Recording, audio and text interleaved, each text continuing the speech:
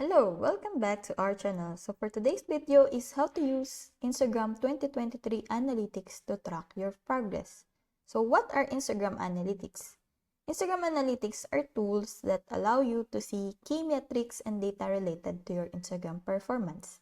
These data can range from the very basic, like how many people saw or liked an individual post, to the very specific, like what time your account followers are most likely to be online. Instagram Analytics can provide a ton of data. So where do you start? Here are picks for the most important metrics to track with Instagram Analytics tools in 2023. So Instagram account metrics to track: engagement rate, number of engagement as the percentage of followers or reach.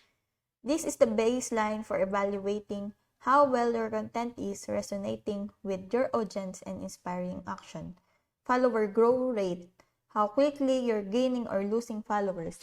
No other Instagram metric has a bigger impact on organic reach. For reference, the average monthly follower growth rate is 0.98%.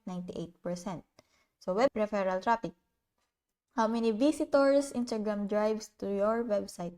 This is key if you want to increase your Instagram ROI and tie your Instagram efforts to off-platform goals. Most effective times to post. Which posting times gain the most response? Audience demographics.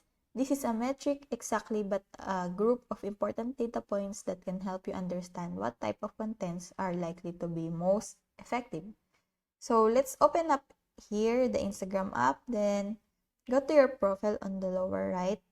Then tap the professional dashboard. Next to account insights, tap see all. View your content overview, including account reach, account engagements, total followers, and content shared. In the top menu, you can choose a time frame to view. To dive deeper into any of these metrics, tap the right arrow next relevant categories. Like this, and if we go back, open in account engage, then total followers. So here are the analytics. There is also Instagram analytic tools for 2023 like Hootsuite, Keyhole, Minter.io, and more. So I hope that this video helps. If you have any questions or comments, kindly put it on the comment section below, and if not, don't forget to subscribe and like.